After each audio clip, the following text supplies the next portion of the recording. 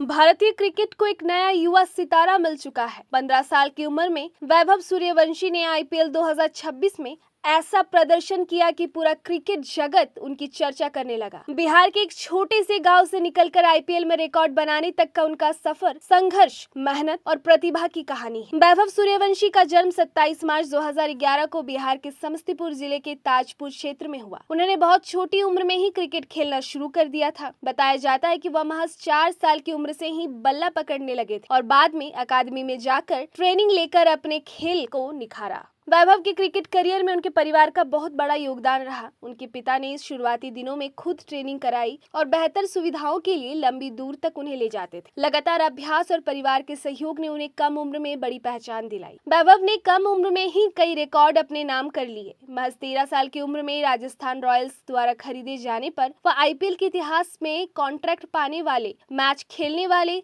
सबसे युवा खिलाड़ी है। उनके नाम सबसे कम उम्र में मेंस टी20 क्रिकेट में शतक लगाने का रिकॉर्ड भी जुड़ चुका है। वर्ष 2026 की शुरुआत में हुए आईसीसी अंडर 19 वर्ल्ड कप में भारतीय टीम के मुख्य हीरो वैभव सूर्यवंशी रहे। उन्होंने फाइनल मुकाबले में इंग्लैंड अंडर 19 के खिलाफ मात्र 80 गेंदों में 175 रनों की ऐतिहासिक पारी खेलकर भारत को अंडर 19 वर्ल्ड कप चैंपियन बनाया और उन्हें प्लेयर ऑफ द टूर्नामेंट से नवाजा गया। वैभव सूर्यवंशी के लिए आईपीएल 2026 ऐतिहासिक सीजन साबित हुआ।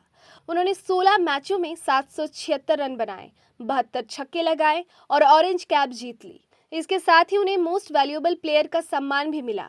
उनका स्ट्राइक रेट 237 से ज्यादा रहा, जिसने उन्हें पूरे सीजन का सबसे चर्चित बल्लेबाज बना दिया।